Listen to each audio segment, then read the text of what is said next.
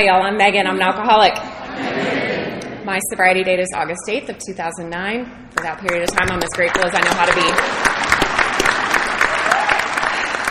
I'm also as nervous as I've ever been standing up here, so bear with me.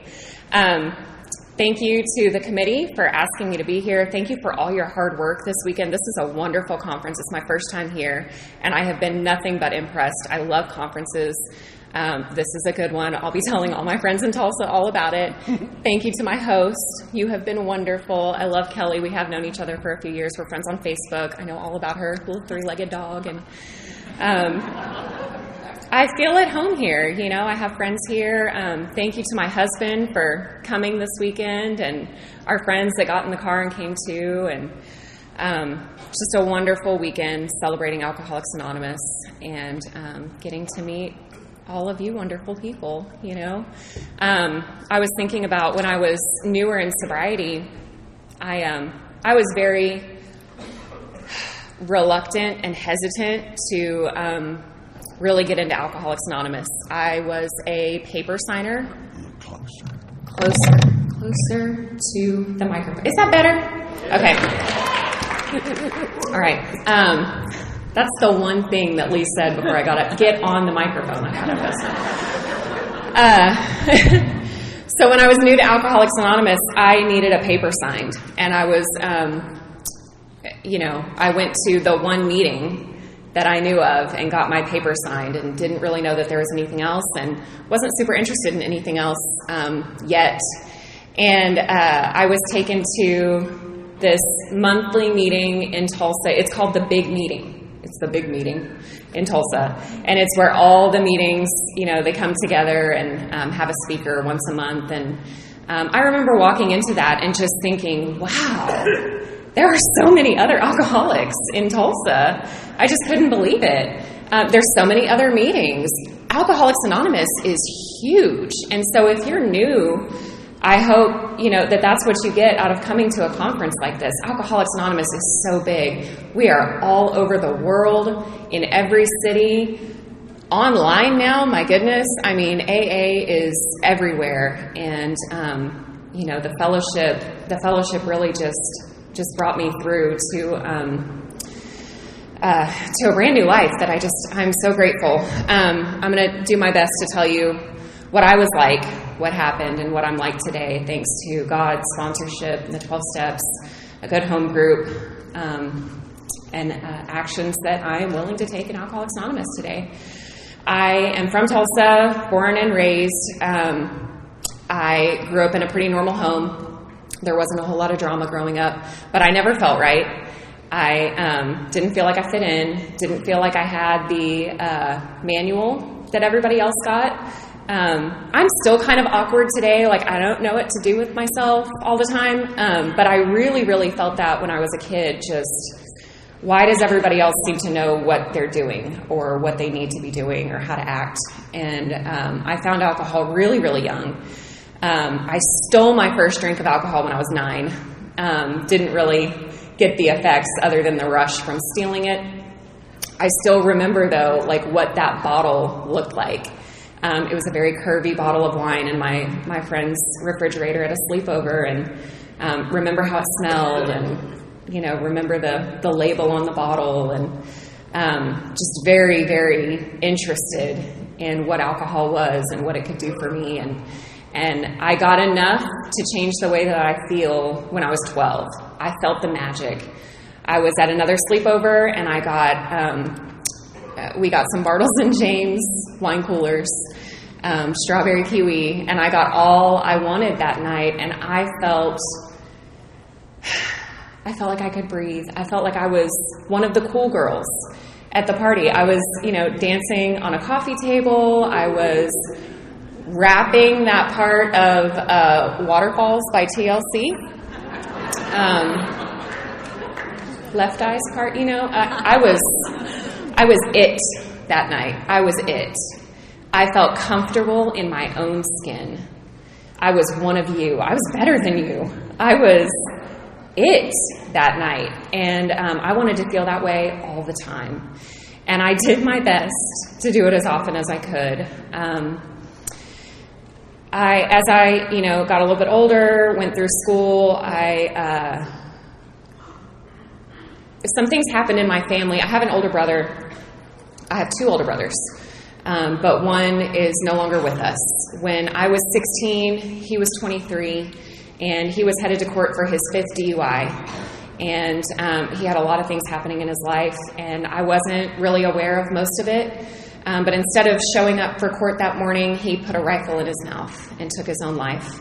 And I was so far already on my journey and so wrapped around myself, I didn't even know that he had the DUIs. I didn't know what was going on with him at all. And I was pulled out of school that day and told that my brother had killed himself. And I just couldn't even wrap my head around that. And, what that did in my family at the time was just kind of blew us all apart. A tragedy like that, no tools. I had no idea how dysfunctional we were. I would have told you, I said it a minute ago, we just had a normal life. Like, there was nothing really happening in the home. But I saw a lot of dysfunction after that.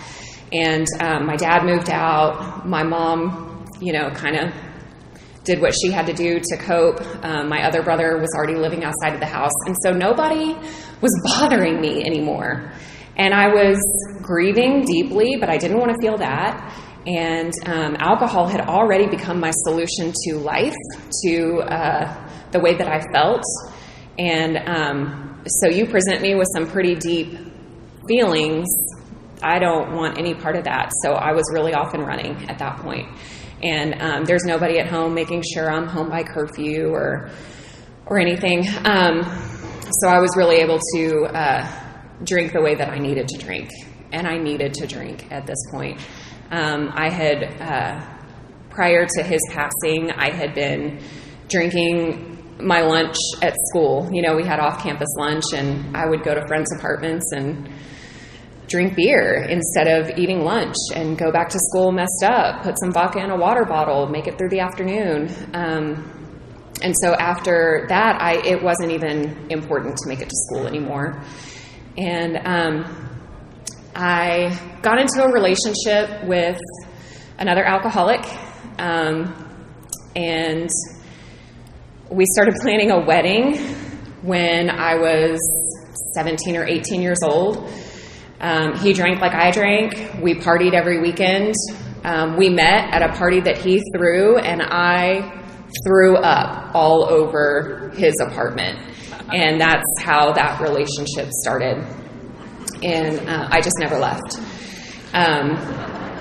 And so we start planning this wedding, and my biggest concern is whether or not I'm going to be able to drink at my own wedding. If anybody's going to hassle me, if I'm the one in the white dress, do I need to hide a flask somewhere? Because I got to be able to drink. And needless to say, that did not last very long, that relationship. I got better ideas. I didn't want to be young and married and potentially barefoot and pregnant. That was not for me. So instead of following through with that wedding, I moved to Las Vegas because that was a better idea. And so that ended badly. And I drove with a friend of mine, drove a U-Haul across the country to Las Vegas, immediately totaled my car. I'm living in a new city, don't really know anybody except this one friend, and I totaled my car under the influence. So I'm now a burden on this roommate and trying to figure things out and just living a really chaotic life. I turned 21 while I was living in Las Vegas and really thought that it was going to be the most epic 21st birthday you've ever seen, because I live in Las Vegas. And by this time, I had been living there almost a year. And by this time, I have already run through so many friends, people who are no longer willing to hang out with me, because when I drink, I am obnoxious. I am belligerent. I will fight you. I will steal your stuff. I will throw up a lot.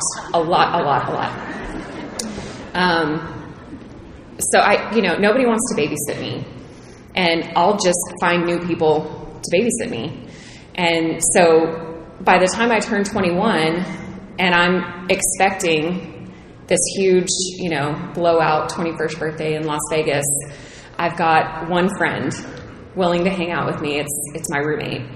And I'm so drunk by the time we go to the first bar that she just turns around and takes me home. And I don't remember any of it. She told me about it the next day. She said, don't ever do that again. And I'm like, I don't even know what you're talking about. So, after that, I start drinking more and more at home, in front of my computer. I can remember a lot of, I'd play on the internet. This was like 2004, 2005. And so I had like one of those old clunky computers, and I would get on eBay and I would buy stuff. I had a whole bunch of credit cards, 21-year-old kid. They sent me a bunch of credit cards, maxed them out, shopping online. I would get drunk and I would Google different religions. I had been raised Southern Baptist. My dad used to be a preacher, and my grandfather is still, he was a preacher for many, many years, and that was not working for me. I did not like their religion, and I was going to find a new one. And so I was looking up weird stuff online, and that's what my life was for a little bit, just drinking and Googling and ordering weird religious books that, stuff you've never heard of, and searching for something. I was not okay. Inside, I was not okay, and I didn't know that I wasn't okay. And I got into some relationships that would probably qualify me for Al-Anon. I really, really liked, people that drank like I did, because then I could drink how I needed to without your comments about it. So I meet somebody online and then in person, and 10 days later, we went down to one of the little chapels on the Strip and got married. And he came to move into my apartment with a black trash bag of stuff. And my roommate immediately moved out. She was just like, immediately, no, I'm not going to have any part of this. I've seen enough.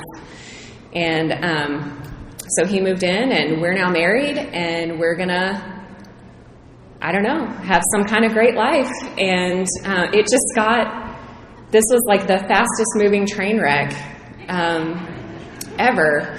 And so within 2 months, we're both sitting in a federal holding cell, as Kelly mentioned, for bank robbery. He drank like I drank. He did a lot of other things too. I found out that when you're somebody who blacks out, passes out, loses control of yourself, throws up everywhere, like I have painted more bars in Las Vegas than I, care to mention.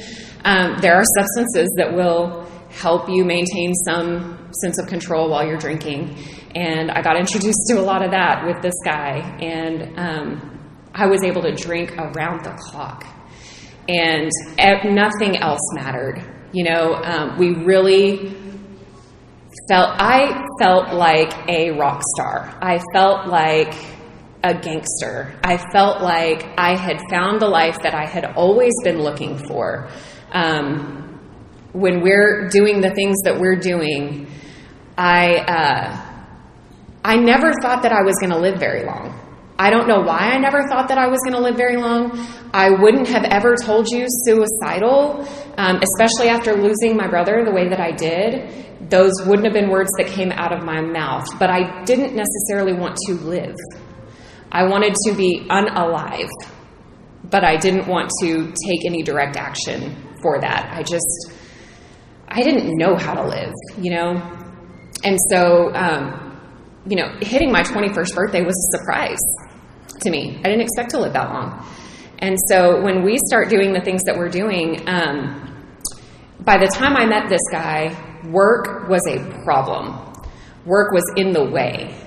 And it was hard to function in my daily life. I just wanted to drink and be left alone. And so he had some ideas about how to not go to work. And those ideas worked really well for me. And so there was one day where I drove the car, he went inside a bank, he came back out, and he had money. And I have arrived. I'm good. This works very well for me. We need money, and I'm going to take you to the bank, and you're going to get it. And then we're going to go to the Jet Club at the Mirage and get bottle service and rent a limo and treat a bunch of friends to dinner that we don't eat, and we don't even know these people. And, there's just all kinds of crazy stuff happening, and I'm loving it. I'm like, okay, this is it. This is how I'm going out, and this is my life now. I'm a bank robber. I've arrived. I'll be dead soon, but I've arrived. I'm okay with it. And like I said, it just got dark and twisted and scary really, really fast. I could not sustain that kind of lifestyle for very long. He was doing things that scared me, that I couldn't put my finger on what it was that he was doing, but I knew he was doing something, and I wasn't okay with it. And there were days that I would leave the apartment and think, I'm going to catch him. I'm going to catch him doing the thing. This is the part that probably qualifies me for Al-Anon. I'm going to catch him with her, or, whatever he's doing. I would leave the apartment. I would go around the corner to the liquor store, get myself a bottle, come back, sit in my car, and watch my front door. And I'm going to catch him. But instead I would pass out in my car and come to later, and I have caught no one. And it just went on like that. And we're planning crazy things. We're planning things that I will not talk about from the podium of Alcoholics Anonymous, but I did have a sawed-off shotgun in my trunk, and had some really good ideas of what I was going to do with that. And I'm really, really grateful that I didn't kill anybody else, and that I didn't die doing the crazy things that I was doing. We got caught really, really quick. I'm a bad criminal. I'm not good at it. I have an ego the size of Texas, and so it was and I just didn't care. So I had one little moment of clarity in a friend's apartment. I came to in the corner, scared out of my mind, heart racing, not really knowing where I had been or what I had been doing the last 24 hours or so. And I was just scared. And I called my brother in Tulsa, and I was like, I need help. And I didn't know what I was asking for, and I don't think he did either. He just said, come home. Come home, we'll get you whatever help you need. And I said, okay, I'm going to come home. And then I left that apartment, and I went back to mine, and it was like I couldn't put two actions together to get myself from Las Vegas to Tulsa. I couldn't figure out how to do it. I had a bag open on my bed, and it was like, just put stuff in a bag. But I couldn't. I could not get there. And in the time it took me to try to figure out how to get home to Tulsa without asking for any further help from anybody, this guy that I'm married to comes back, and I drink again, and I'm off and running for a few days. And I realized that I'd had a conversation, and now my family knows that things are maybe not okay, and I've got to get home to Tulsa. I've got to show them that I'm fine. I was just making too big a deal of things. Don't look over here. It's all good. Never mind. And so I tell him that, and he's like, oh, well, you do drink a lot, though. You probably should get some kind of help. And I was like, you drink a lot. You drink a lot. I don't drink a lot. You drink a lot. You do other stuff. I don't do all of that stuff. You need help. And he was like, okay, here's what we're going to do. We're going to go to Tulsa.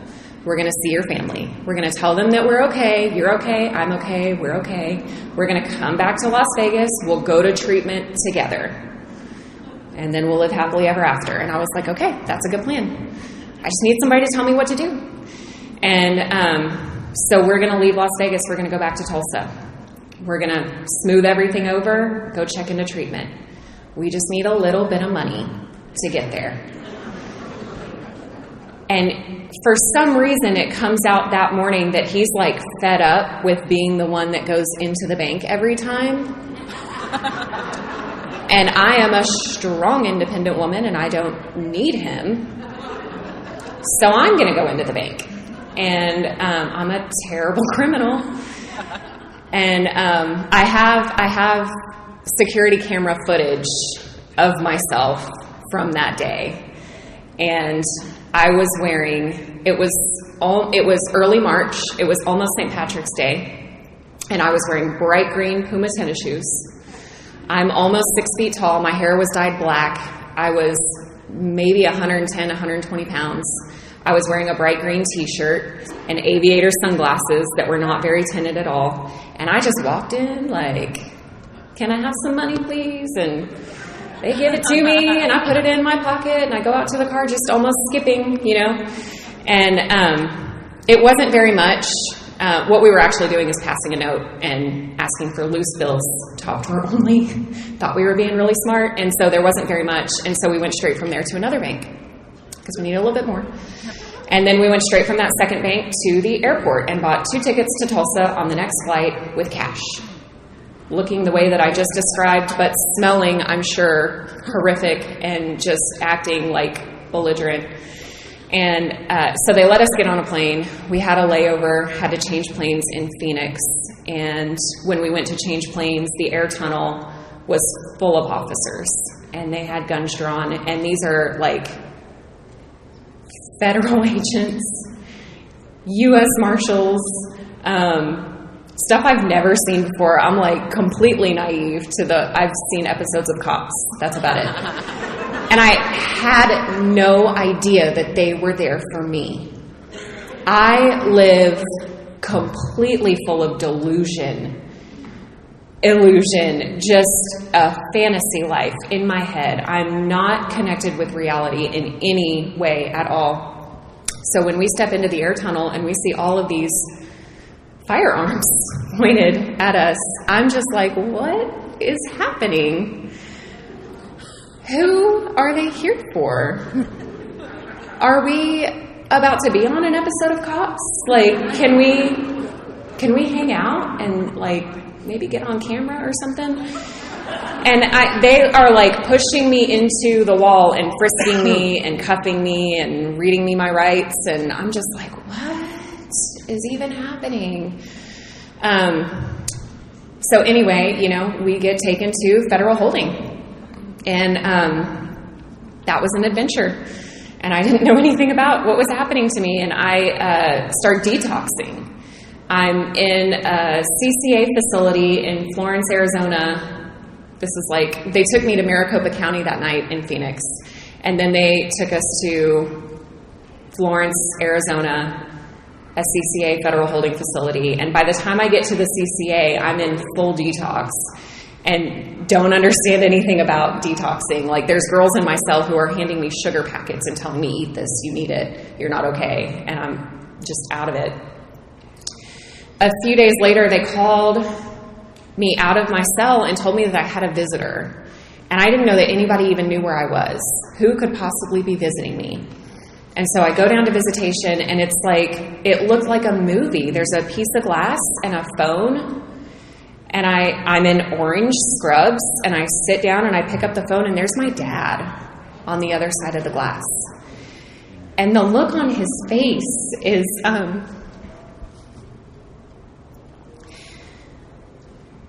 have daughters today, I understand better today than I did at the time. He was so scared. And I was so angry. I started yelling at him. I started yelling at my dad, telling him that, oh my God, Dad, you don't know what I've done. I need a lawyer. You have to get me a lawyer. They're never going to let me out of here. You don't know the things that I've done. You've got to help me. Help me now. Dad, help me. And he's just like in disbelief. And my family does not have any money. They are by no means going to get me a lawyer, not for some federal, like they don't even know what they're dealing with. And anyway, so he leaves, and I'm just doing my best, to get through jail. My first experience in a as an inmate. And a couple of weeks later, so I get moved. It was this big process to move us from one facility to another so that we could go before a federal judge for a hearing. You know, are you going to be detained until sentencing, or are you going to get out on bond? What is going to happen? I'm ignorant of this process. We get moved to San Bernardino County in California. We get moved to North Las Vegas Detention Center. We finally go before a judge in a federal court in Las Vegas, and both of my parents are there. Both of my parents have found out where I am, and they have shown up for this release bond hearing, whatever. And I'm pissed. They have not come up with a lawyer yet. I've got a public defender sitting next to me. I think I'm just going away forever. You know, I know the things that I've been doing, and I think my life is over. And they let me out on pretrial release. They tell me I'm going to go live with my mom in Tulsa. They're going to put an ankle monitor on me. They tell me that I'm mentally ill, and I've been self-medicating, and they want me to submit to mental health assessment, substance abuse counseling, treatment. They want me to do all of these things to show the court, you know, that I'm whatever. So I am absolutely compliant. Sure, whatever you say, you're letting me out. Okay. So I go to my mom's and meet with an officer who fits me with a little ankle bracelet and tells me to go to 12 and 12. It's a treatment facility in Tulsa. And I go meet with an intake counselor at 12 and 12. And they're recommending inpatient treatment. And I just disagree. I don't need inpatient. I argue with the intake counselor. We go back and forth a little bit. We compromise with intensive outpatient counseling, 3 nights a week, 1 hour a night, and go to one 12-step meeting a week and get a paper signed. Okay, I can do that. I have no idea what a 12-step meeting is. I don't know what IOP is either. But okay, whatever you say, I'm willing to do. They want me to submit to random UAs, go pee in a cup whenever the color orange is called on this number that you call every morning. And that is not a problem. I will pee in 50 cups. I'm fine, you know? So I start to, do this process, and my public defender suggests that I get myself enrolled in community college and get a job and start doing some things to show the court that I'm an upstanding citizen and this was just a blip on the radar and I am not a criminal that needs to be locked away for the rest of her life. Maybe we can get some leniency. Do these things. Show them that you're willing to be good. Go home and be good, Megan. And I can't. I'm willing. I want to. I believe that I can. Everything I said to them was true. I don't believe I need inpatient treatment. I don't believe I need to do all of these things that you're suggesting I do. I'm going to be okay. It was them. It was that guy I was with. It was Las Vegas. Las Vegas is chaotic. Come on. It was all that stuff I was doing. I'm never going to do that again. I'm okay. It's not me. It's them. And I'll just stay away from them and I'll be fine. And I believed it. And then I drank. I didn't do any drugs. I didn't do any of that other stuff. I just drank. And I thought that I could manage and that I would be okay. And next thing I know, I'm failing UAs. My pretrial officer called me one day and he said, Megan, we've got a problem. And I was like, oh God, Kevin, what's the problem?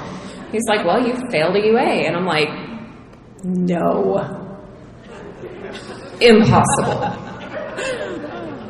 Give me another one. I'll pass it. He said, okay, come on down. Take another one. And I go down and take another UA.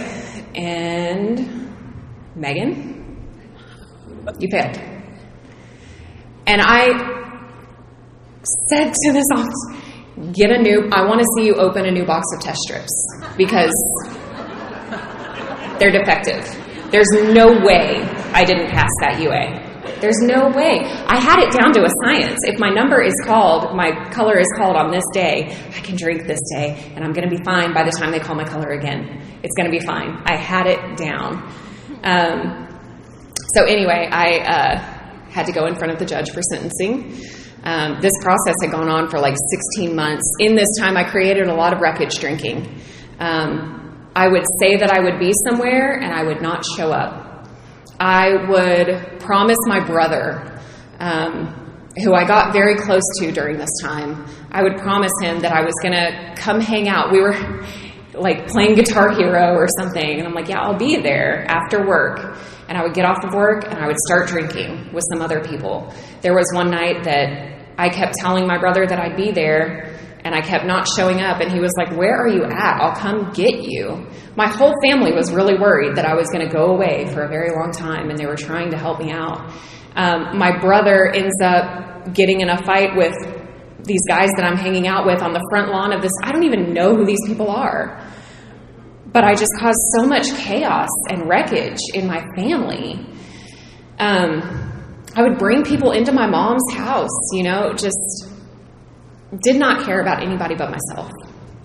Did not think about the consequences of my own actions. So, here I am. I can't even stay sober. I go before a judge, and I'm sentenced to miraculously 2 years in a federal prison.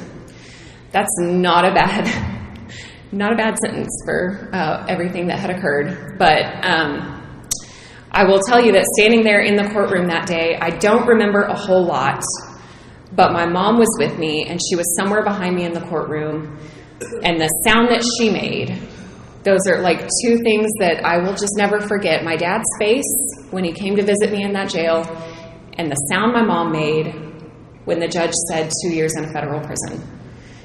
It was awful. This scream cry sound that she made. I'm her youngest child, and I know that she was terrified. And I went to a prison in Fort Worth, and my mom moved to Texas so that she could visit me every Saturday. And every Saturday, I was listening to Angie. Angie, I was listening to your story this morning. Thank you. Oh my gosh, the speakers this weekend, everything has just been amazing. But I was listening to Angie talk about, what her daughter would say to her. And I was thinking about what I would say to my mom every time she came to visit me. The process to get into a federal prison to visit somebody is intense. It was a long drive for her from where she was living to get to the prison. She had to get in. She had to sit and wait on me. I would get in there and I would complain. And I would ask her for money for the vending machines. And I would tell her, how awful prison is. It's not even that bad, but I would really dramatize it for my mom. I don't know what good that did, I was just not giving her any peace of mind at all. And she would just sit there worried, needing to put eyes on me, needing to know that her daughter was okay. And I got out of prison in April of 2009, and I went to live at her house, where she had met some wonderful man who she wanted to marry, and they were waiting until I got out so that all of their family could be there for this wedding. And I just knew that they needed to have a champagne toast if they were going to get married. And this was days after I got out of prison. And so we get the cheapest bottles of champagne that you can get. And it's a very small town in Texas. Nobody is as interested in this as I am. But I pass out little paper cups of champagne to everybody in attendance, and they're all very polite about it, and then they set their cups down, and I go collect all these cups up, and I'm going to go just clean up for my mom, and I stand at her kitchen sink, and I drink every single one of them. And I was off and running again for the next few months. So I took my last drink in August. It was a Motley Crue concert, and I had been... When I got out, I had to report to probation. I had to get another ankle monitor. I had to do more, go to a 12-step meeting, get a paper signed, go to intensive outpatient counseling, get a job, go do all of these things to comply with probation. And so and it's a small town in Texas. I don't have a ton of friends. I would go to the one 12-step meeting that was there. It was an AA meeting. And I would go from there to my intensive outpatient counseling and complain about the AA meeting. The AA meeting was bad. In my not sober perception, it is a bad AA meeting. All they do, it's a bunch of old men who were probably 30 to 40, but just looked old to 24-year-old me. Cloud of smoke hung down about this low, and I said, all they do is talk about their drinking. You know, that meeting makes me want to drink. It's a bad meeting. And she would tell me about this meeting in Ennis, Texas. It's 20 minutes away from where I was living. And she said, I don't know anything about the meeting that you're going to, but I know that this one in Ennis is really good. And if you're looking for a good AA meeting, go to this one. And I was like, why? Would I drive 20 minutes to go to an AA meeting? That's absurd. All I need is a paper signed. I'm not looking for sobriety. I'm not looking for recovery. I'm looking to get out of trouble.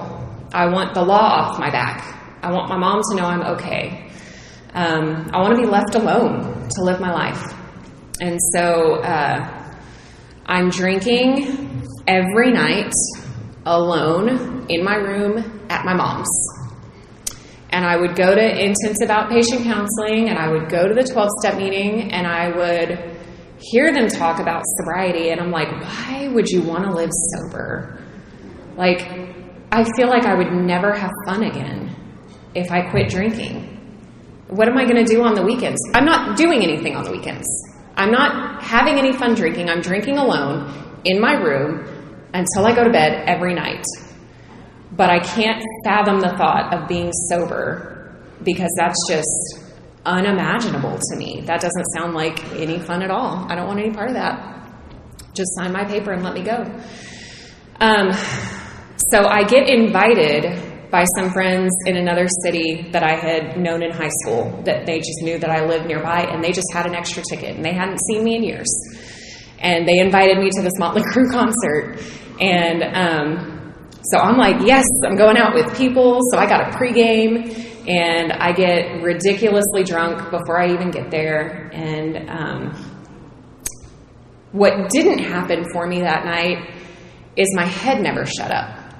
I never got to the magical place that night. I just drank and drank and drank and drank and was very aware of myself all night long. And I woke up the next morning, and all I could think about was that counselor talking about that meeting in Ennis, Texas. And I don't know why that was in my head, but I looked it up in my phone, and wouldn't you know, they were meeting that day. So I thought, okay, I'm going to make the 20-minute drive. It's so far away.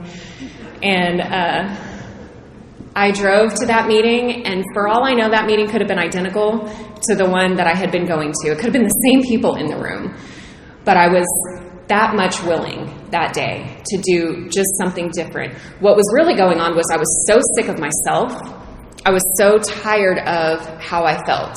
And I was at the point where I could not see living without alcohol. I didn't know how that was possible.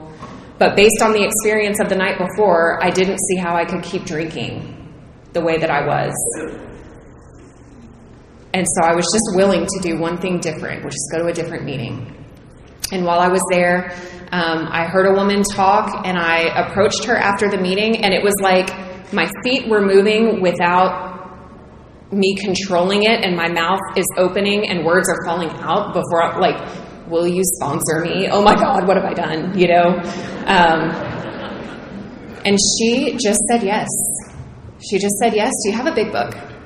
Let's get you a big book. Let's start working the steps. And from that day to this, I have not had to drink alcohol. I've not had to change the way that I feel. But I was only barely willing. Barely. I was not willing to change everything about myself. It came little by little for me. There's a lot of things that have happened in sobriety for me, and I don't have time to tell you about all of it, but I want to tell you as much as I can. because it's a really, really good life, and it's a life that I wasn't even sure that I wanted. I didn't want to stay. I thought that Alcoholics Anonymous was a program that I could graduate from, and that you guys would give me a certificate that I could go show the judge, and that everybody would just leave me alone. She did it. She graduated AA. She completed a program. It's all good. And that is not what happened. So I worked steps 1, 2, and 3 with that sponsor, and then I was better, and I needed to move around. And I moved from that little town in Texas back to Tulsa. And she told me, I want you to get a sponsor in Tulsa. You need somebody who can put eyes on you. And I disagree. I don't think that's necessary at all. I'm going to keep calling Deborah in Texas, and we're going to be good. But I get to Tulsa, and I go to the one AA meeting that I knew of in Tulsa. Tulsa has so many AA meetings, but I only knew of one, and so that was the only one that I could go to. And I walk in, and there was a woman speaking who told my story. She talked about the way that she felt. She talked about how she felt when she wasn't drinking and what alcohol did for her. She talked about a lot of the things that she did, things that women alcoholics do while we're out there. And I just related. And I went up to talk to her after the meeting, and I asked her to sponsor me. And she just said yes. There was no, conditions or anything. Just, yes, call me. And I try to do that when women ask me to sponsor them. I just say, yes, call me. Let's talk about that, That's what was done for me. So much grace was extended to me when I was so disruptive, and, I would come into the meeting late. I would leave early. I still just wanted my paper signed. I didn't know what all this was. I was just barely willing. And so much grace was shown to me. They just said, keep coming back. They kept hugging me when I didn't want to be hugged. They kept praying with me when I didn't want to pray. That stuff made me feel icky. But I was barely willing to keep taking the next action that these sponsors kept telling me to take. So this new sponsor, Sue, would meet with me at a restaurant around the corner from the meeting, and we would work steps. And pretty soon I met somebody who was in the program. We met on a blind date, and we found out on that blind date that we were both sober. And I proceeded to tell him all about, how I just got out of prison, and can you see my ankle monitor, and let me tell you about my probation officer, and I'm a bank robber. And he proceeded to tell me with a very cute Boston accent about how he had been homeless off and on for the last 10 years. And I just fell in love. And we've been together every day since. But I love you. I took him to meet my probation officer. He took me to meet his sponsor. I tell that story not because it's a great idea to get into a relationship that early in sobriety. I was a mess. He was less of a mess, but still a mess. He was sober longer than I was. But he had really good sponsorship. He had a solid home group. They were really, really active in Alcoholics Anonymous, and I didn't know anything about that. I was doing like the bare minimum of AA, and so I got introduced to a home group. I got introduced to the fellowship. I got introduced to people my age, being sober and having fun together and going to conferences. We went to the international conference. We went to that big meeting that I talked about. We went to Springtime in the Ozarks in Eureka Springs, Arkansas. We went to, so many conferences and so many meetings. We would, Friday nights, this meeting met Monday and Friday nights after the meeting, we went to this diner. The whole group would go to this diner and eat. And it didn't matter, I remember hearing all the excuses. I'm not hungry. I don't have the money. It's not about that. Just come on, we're going. You can sit there and drink coffee or nothing. It's not about eating. It's not about, if you don't have the money, we'll buy it for you. It's about the fellowship. And the fellowship just increased my willingness. It was so attractive to me. I wanted what you guys had. For the first time, I really wanted sobriety. I wanted to feel better. I wanted to not be stuck between my own left and right ear. I wanted recovery. And I got a new sponsor number 3 for those keeping count, home group number 3 for those keeping count.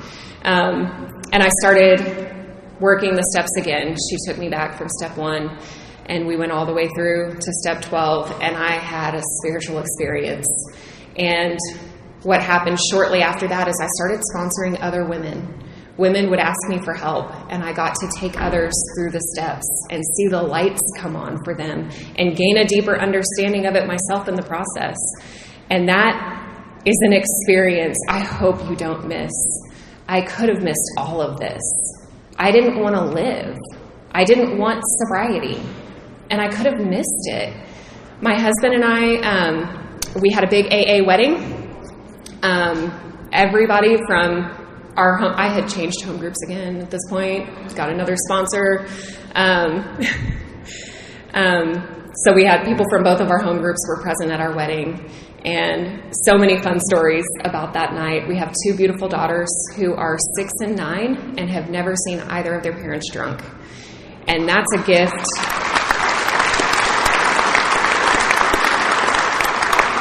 I don't know how to repay that. All I know is how to help the next woman that comes in who doesn't have a good relationship with her mom or doesn't have a good relationship with her daughter or son. I get to help them repair those relationships. And I get to learn how to be a good mom and how to be a good wife. And I'm so grateful for my life today. It's unimaginable to me where I came from. The life that I get to live, the things that I get to do and experience, the people that I have in my life through Alcoholics Anonymous, nothing else. Just through Alcoholics Anonymous, the people that I've met and the experiences that I've had, I will be forever grateful. And I will do my best to keep carrying this to the next alcoholic as it was carried to me. It's so important that we don't water this thing down. I know who my sponsor is. I know who her sponsor is. I know who her sponsor's sponsor is. I don't want to water this thing down. I don't want it to not be here in case my daughters need it or friends of theirs. There's some scary, scary things happening out there. And I'm just really, really grateful to have a solution in my life, principles to live by. I'm not going to, stand up here and take you all through the steps or anything like that. If you don't have a sponsor, please get one. I am grateful to have worked the steps, and they have changed my life and brought me to a relationship with God that I did not want.